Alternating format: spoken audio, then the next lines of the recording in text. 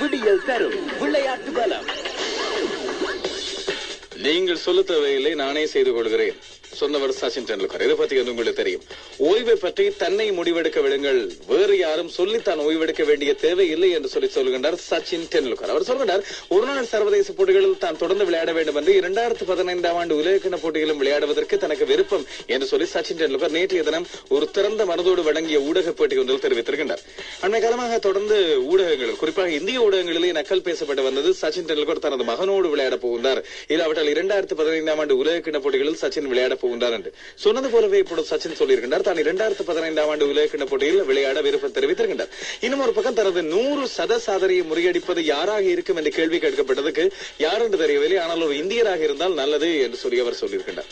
அதை பற்றி பார்ப்பதற்கு இடையில் நாங்கள் இனிய விஷயங்களுக்கு வரலாம். இலங்கையில் நீண்ட காலத்துக்கு பிறகு டெஸ்ட் தொடர் ஒன்று ஆரம்பிக்கிறது. அண்மை காலத்தில் மழையால் குழம்பிய தொடர்களுக்கு பிறகு முரளிதரனின் ஓய்வுக்கு பிறகு அவர்களது முதலாவது டெஸ்ட் தொடர் வெற்றி கொண்டு இலங்கை அணிக்கு தேவைப்படுகிறது.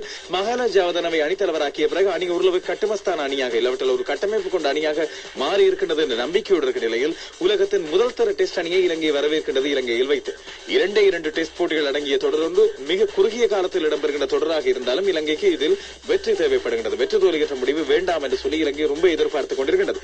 2-0 என்ற முடிவாக இருந்தால் இலங்கை மேலும் மகிழ்ச்சி அடையும் என்று நேற்றைய தினம் மஹேல ஜாவர்தன பேட்டியின் போது குறிப்பிட்டிருந்தார். ஆனால் அவர் எந்த ஒரு இடத்திலும் ஆண்ட்ரூ ஸ்ட்ராஸ் தலைமையிலான இங்கிலாந்து அணியை குறைத்து மதிப்பிடவில்லை என்பதை மிக தெளிவாக சொல்லியிருக்கின்றார். காரணம், ஸ்ட்ராஸின் அணிதான் உலகத்தின் முதல் தர அணி என்பது அனைவருக்கும் தெரிந்த விடயம். பலம் வாய்ந்த இந்திய அணியை முதல் தரத்திலிருந்து இறக்கியது இந்த இங்கிலாந்து அணிதான். அதுவும் சொந்த மைதானத்தில் 4-0 என தோற்கடித்த பிறகு நல்ல ஃபார்மோடு அவர்கள் இங்கே வந்திருக்கின்றார்கள் என்பது கவனிக்கக்கூடிய ஒரு விடயமாக இருக்கின்றது என்பது நிச்சயமானது. ஆனால் காலி மைதானத்தை பொறுத்தவரையில் இலங்கைக்கு முன்பு ஜானந்த வர்ணவீர முரளிதரன் இருக்கும் போது ஜானந்த வர்ணவீர ஆடுகளத்தை முரளிக்கு ஏற்றது போல அமைப்பார். இறுதி நாளில் முரளி புகுந்து விளையாடுவார், இல்லாவிட்டால் கடைசி 2 நாட்களில் முரளி புகுந்து விளையாடுவார். ஆனால் காலி மைதானத்தில் இறுதியாக இலங்கை விளையாடிய போது அப்பொழுது முரளியும் இல்லை, கிறிஸ் கெயில் முச்சரம் ஒன்றை அடித்தார் என்பது உங்களுக்கு எல்லாம் ஞாபகப்படுத்தக்கூடியது 2 டெஸ்ட் போட்டிகளுக்கு முன்னதாக. எனவே அது போன்ற ஒரு ஆடுகளம் இலங்கைக்கு தேவையில்லை, இல்லாவிட்டால் வேண்டாம் என்ற ரீதியில் இலங்கை கருதி இருக்கின்றது என்பது இங்கே கவனிக்கக்கூடியது. இன்னும் ஒரு பக்கம் இங்கிலாந்தை பொறுத்தவரையில் இங்கிலாந்தின் ஆண்ட்ரூ ஸ்ட்ராஸுக்கு நிறைய விமர்சனங்கள் இருக்கின்றன. நேற்றைய தினம் ஊடகவியலாளர்கள் கொஞ்சம் கேள்விகளால் அவரை துளைத்தெடுத்திருந்தார்கள். குறிப்பாக 4-0 என்று இந்தியாவை வீழ்த்தி முதலாம் இடத்தை பெற்றுக் கொண்ட பிறகு பாகிஸ்தானிடம் மத்திய கிழக்கில் வைத்து 3-0 என்று இங்கிலாந்து தோற்றது உங்களுக்கு எல்லாம் ஞாபகம் இருக்கலாம். எனவே அவர்கள் தங்கள் மீதான விமர்சனங்களை துடைத்தறிய வேண்டும். உபகண்டத்தில் மோசமாக விளையாடுகின்ற அணி என்று இங்கிலாந்தை பல பேரும் வர்ணிக்கிறார்கள். தென்னாப்பிரிக்கா, ஆஸ்திரேலியா போன்ற அணிகள் ஏனைய தங்கள் மைதானங்களில் சிறப்பாக விளையாடினால் உபகண்டத்தில் அவ்வளவு மோசமாக விளையாடாது. ஆனால் இங்கிலாந்து உபகண்டத்தை பொறுத்தவரையில் இந்தியா, பாகிஸ்தான், இலங்கை போன்ற நாடுகளில் மிக மோசமாக விளையாடக்கூடியது. பொறுத்திருந்து பார்க்கலாம் எவ்வாறு இது இடம்பெறப் போகிறதுன்னு சொல்லி. இலங்கை இங்கிலாந்து அணிகளுக்கு இடையில் இந்த காலி சர்வதேச மைதானத்தில் இன்றைய தினம் இடம்பெறுகின்ற இந்த மைதானத்தில் 3 டெஸ்ட் போட்டிகள் நடந்திருக்கின்றன. இலங்கை அணியை பொறுத்தவரையில் 2001ஆம் ஆண்டு இன்னிங்ஸினாலும் 28 ஓட்டங்களினாலும் வெற்றி கிட்டியது. 2003ஆம் ஆண்டு இலங்கை ரசிகர்கள் எல்லோருக்கும் கவலை தரக்கூடிய ஒரு விடயமாக இருந்தது.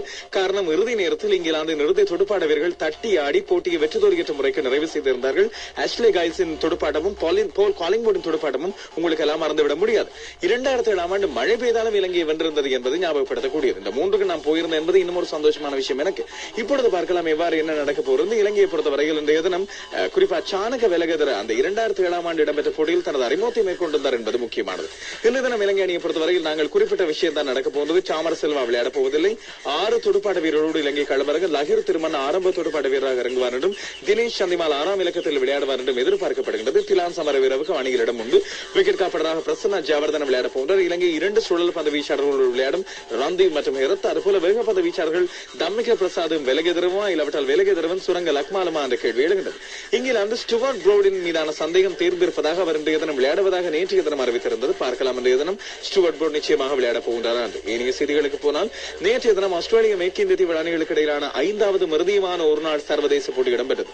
இந்த தொடர் முழுக்க நடந்தது போலவே நேற்றைய தினமும் மிக விறுவிறுப்பான போட்டியாக இடம்பெற்று ஆஸ்திரேலியா வெற்றி ஈட்டி தொடரை சமப்படுத்தி இருக்கின்றது. மிக விறுவிறுப்பான போட்டியாக இருந்தது நேற்றைய நாளிலும். ஆனால் டை அடிப்படையில் முடிவடைந்த போட்டி போலவோ இல்லாவிட்டால் அதற்கு முதலிடம் பெற்ற போட்டி போலவோ அமைந்திருக்கவில்லை.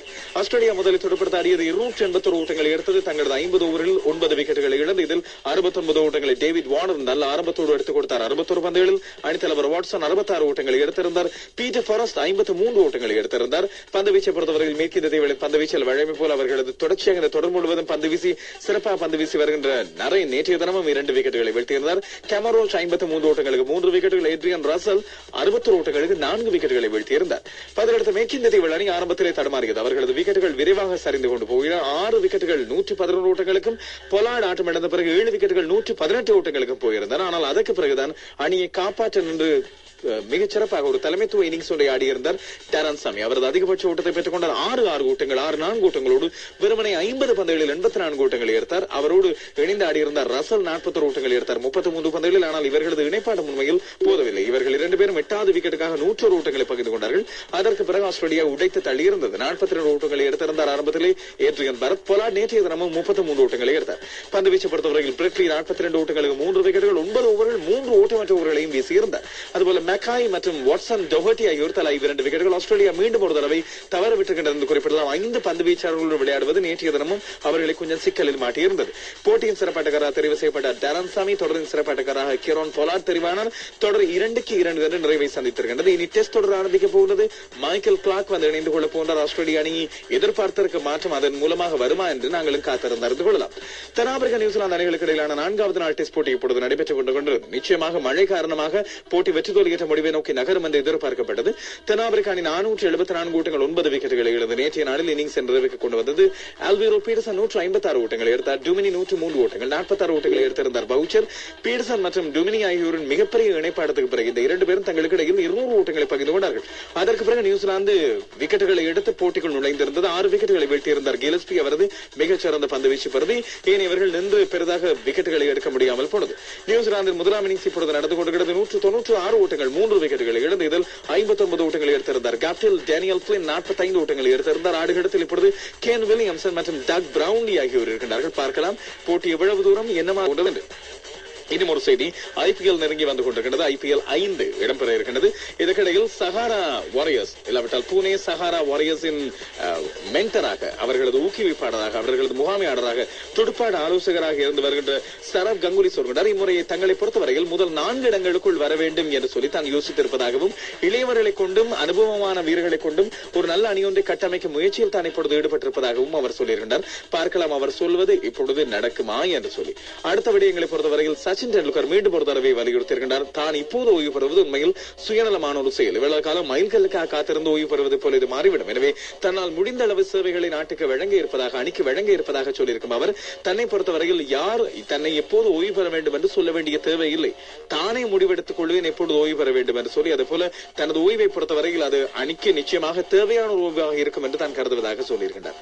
கால்பந்து அரசியல் நேற்றைய தினம் இடம்பெற்ற பார்க்லேஸ் பிரீமியர் லீக், இங்கிலாந்தின் பிரீமியர் லீக் போட்டிகளில் நியூகாசில் அணி 3-1 என்று வெஸ்ட் ப்ரோம் அணியை தோற்கடித்து தொடர்ந்து 6ஆம் இடத்தில் தன்னை நிலைநிறுத்தி இருக்கிறது. தொடர்ந்து மான்செஸ்டர் சிட்டி இப்பொழுது முந்தி 1ஆம் இடத்துக்கு வந்திருக்கிறது. 30 போட்டிகளில் 70 புள்ளிகள். ஆனால் மான்செஸ்டர் யுனைடெடை பொறுத்தவரையில் ஒரு போட்டி குறைவாக 70 புள்ளிகள் இருக்கிறது. ஆர்சனல் இப்பொழுது 30 போட்டிகளில் 58 புள்ளிகளை பெற்று 3ஆம் இடத்தில் இருந்து வருகின்றது. மேலும் விவரங்கள் உங்களுக்காக வரும் இரவு 7:50 விளையாட்டு தடல் மூலமாக.